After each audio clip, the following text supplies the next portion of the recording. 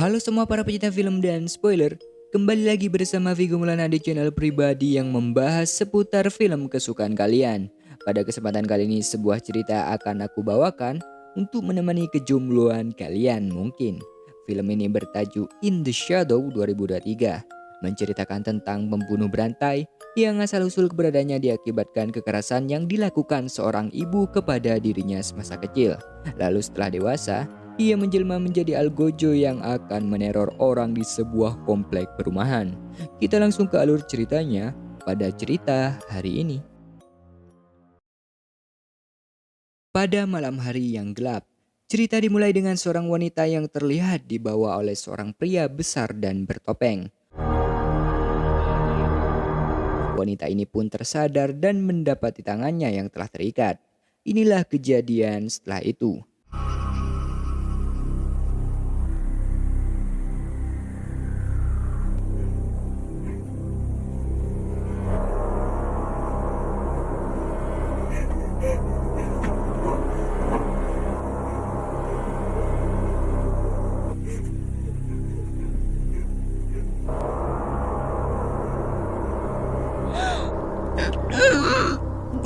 Rupanya wanita ini akan dieksekusi dan kebetulan hal tersebut disaksikan oleh Harlan, seorang bocil yang tak sengaja mendengar sebuah teriakan dari sebuah gubuk. Harlan yang ketakutan membuat tindakan paniknya diketahui oleh pria besar yang satu ini ketika selesai mengeksekusi.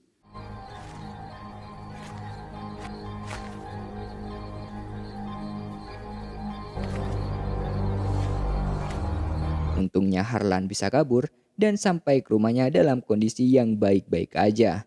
Lalu setelah itu, Ibu Harlan memarahinya akibat dia menutup pintu terlalu keras. Ibu Harlan yang mabuk membuat dia tidak sadar telah memarahi Harlan dengan perkataan yang sangat halus seakan-akan Harlan ini dianggap anak sampah olehnya.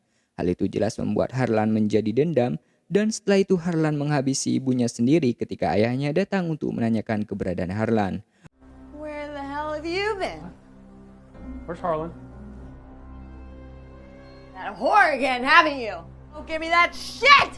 Oh! Harlan!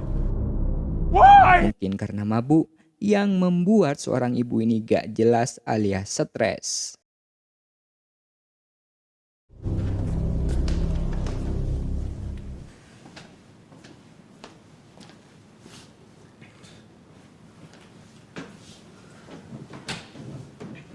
Persidangan atas kelakuan Harlan akan dilakukan. Hakim memutuskan untuk menempatkan Harlan di suatu rumah sakit jiwa selama hidupnya atas persetujuan ayahnya sendiri. Disturbed child and could possibly do it again. Appreciate your comments, Mr. Hatcher. Hal tersebut membuat ia kembali dendam sekarang kepada ayahnya sendiri. You will be held from this point paired until your 18th birthday. That concludes the sentencing in the case. That's all we have for today. I'm gonna get you for this. Beberapa tahun setelah itu terlihat Harlan yang telah beranjak dewasa dihampiri pria berjambang yang merupakan seorang karyawan di rumah sakit itu. Karena pria berjambang ini seenak jidatnya, membuat Harlan marah dan menghabisi dia begitu saja.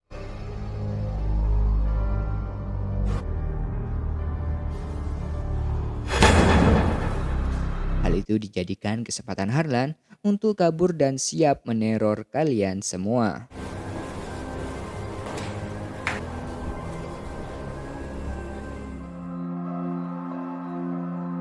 Setelah itu scene beralih pada wanita cantik bernama Daniel yang sedang berlari menyusuri komplek perumahan. Namun tiba-tiba dia melihat seorang bertopeng yang sangat misterius. Bersamaan dengan itu kekasihnya menghampiri Daniel untuk meminta maaf karena dia ketahuan selingkuh. Kalau gak ketahuan ya lanjut. Tetapi perkataannya tak didengar oleh Daniel dan meninggalkan dia begitu saja. Sorry, man.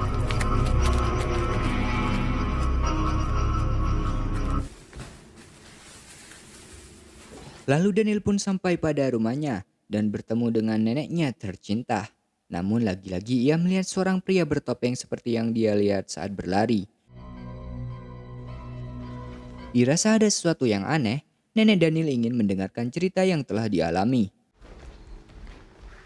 Namun topik pembicaraan Daniel berarah kepada pacarnya yang ketahuan selingkuh. bukan apa yang dia lihat beberapa menit yang lalu. Neneknya pun memberikan sedikit nasihat dan memberikan sebuah hadiah berupa kalung. My goodness. You like it? Thank you. I love it. Setelah itu Jess menelpon untuk menanyakan kabar dari Daniel. Kebetulan Daniel yang sendirian di rumah. Jess ingin mengajak pacarnya ke rumah Daniel, tak lain tak bukan pastinya lah hanya untuk bermain. Bukannya ngelarang, Daniel malah ngedukung perbuatan terlarang itu. Fine, I'm leaving in a couple of hours. Oh my gosh, you are the best. She's hilarious. Lalu kemudian adegan berganti pada nenek Daniel yang ingin membereskan sesuatu. Kejadian tragis terjadi saat ia dihampiri sosok pria bertopeng.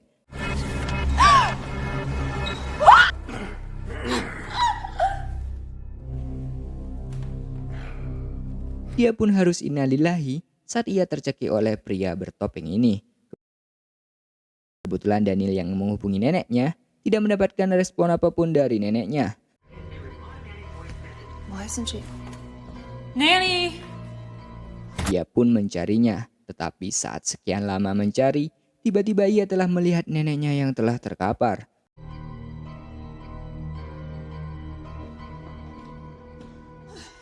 Nanny? Nanny? Daniel menelpon petugas kesehatan untuk menolong neneknya ini. I am at 77 Elm Street. Okay, Nanny. You stay there. Setelah itu kakeknya datang. Bersama dengan itu detektif Hammond datang untuk memberitahu bahwa nenek Daniel telah tewas. Mereka tak menyangka kejadian itu bakal terjadi. Lalu dokter Lucas memberi sedikit penjelasan bahwa pelaku pembantaian itu ulah dari Harlan. Ternyata kakek Daniel adalah ayah Harlan yang kita bisa lihat di awal video tadi.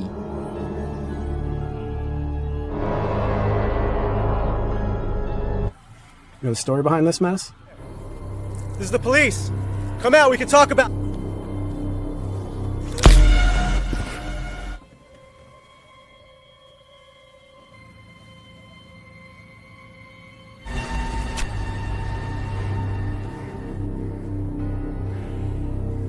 Scene beralih pada Daniel yang mengabari kakeknya untuk menanyakan keadaannya, begitupun sebaliknya.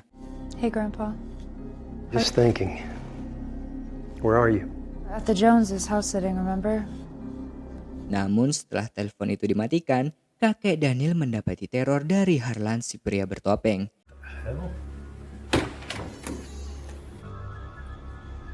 Who are you guys? Who are you? Is that you, Harlan?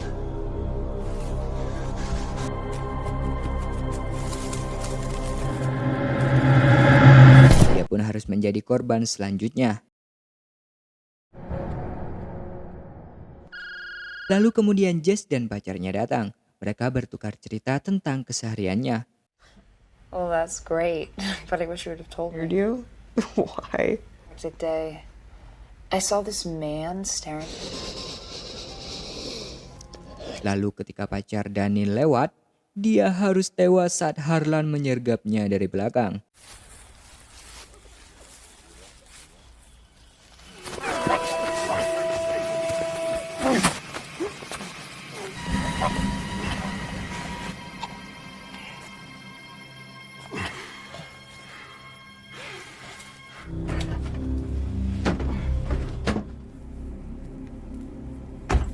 Hilangnya beberapa petugas dan Hatcher alias ayah Harlan membuat detektif kepanikan. Come on. Dia pun menemukan beberapa mayat dari beberapa petugas yang hilang kemarin. Guys in here. He's sick. No.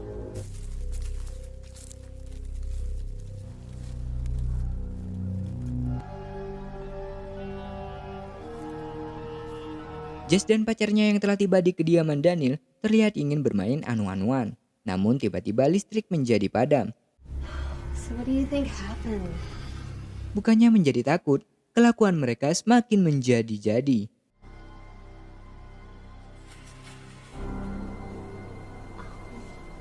Ganggu aja si Daniel. Saat enak-enaknya bermain, dia malah nelpon. Namun karena Daniel tak ingin mengganggu, ia segera menutup telepon dan Jess kembali melanjutkan sebuah permainan.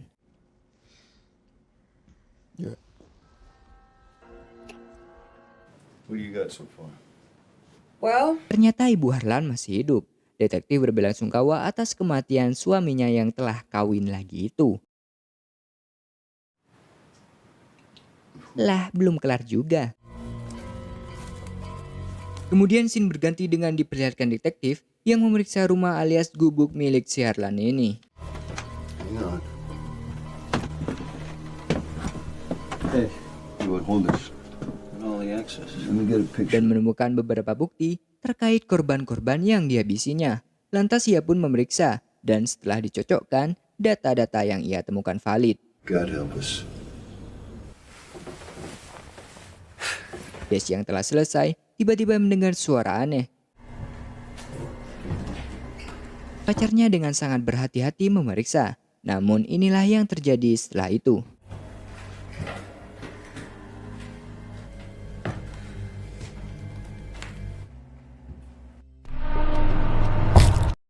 Dirasa ada sesuatu yang tak beres, Jess segera menyusul. Lalu seperti biasa, tak ada satupun orang yang bisa selamat kecuali orang-orang suruhan sutradara. Jess pun mati dikapa oleh Harlan.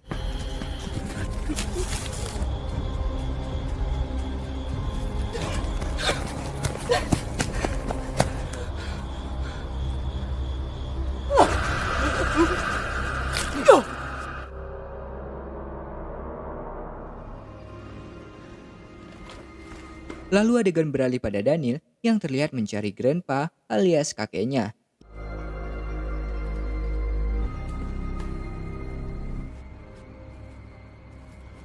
Hingga ia pun sampai di kediamannya untuk mencari kakek. you left the door open. Seriously? Tommy! Come on, Doc. Dan dia tidak tahu bahwa Jess dan pacarnya telah mati. Lalu setelah itu, ia pun menemukan mayat kekasihnya yaitu Johnny.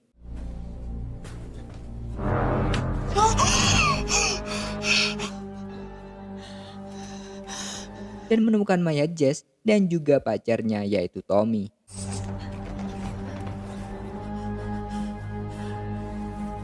Daniel pun menangis karena kejadian itu. Di saat panik parah, Daniel mengabari kepolisian untuk meminta bantuan. 911, what's your emergency?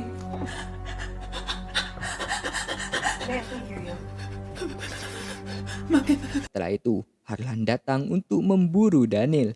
Kebetulan detektif dan Lucas yang berada di sekitar lokasi langsung menghampiri Daniel yang sedang ketakutan parah. Lalu dia yang sedang mencari keberadaan kakeknya lagi-lagi harus kehilangan karena dia telah dihabisi bersama dengan dua petugas tadi. Perlahan-lahan Daniel keluar dari kamar.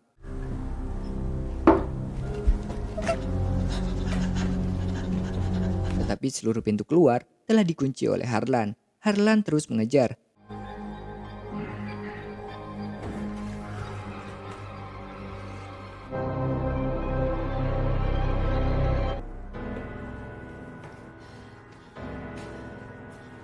Dengan sekuat tenaga, akhirnya Daniel bisa keluar. Bersama dengan itu, detektif datang bersama Dr. Lucas. Killed him with a pickaxe. Mereka berdua menembaki Harlan yang masih hidup.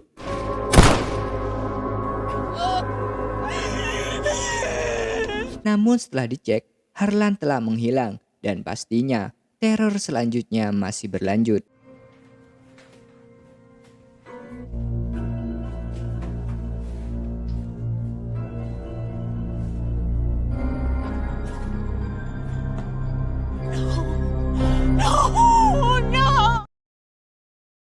Itulah sekilas cerita dan cuplikan alur film kali ini. Sebenarnya tidak ada adegan brutal pada film ini. Namun siapa sangka film ini mengandalkan akting drama yang menurut saya aktingnya bisa dikatakan sama seperti pementasan teater. Mungkin itu dulu. Silahkan dukung channel ini dengan mensubscribe agar nantinya channel ini jelas dan lebih bagus ke depannya. Terima kasih, sehat-sehat selalu. Dan yang lebih penting kalian harus semangat agar tidak menjadi beban lagi. Walaupun aku sih sama juga. Oke, sampai jumpa kembali.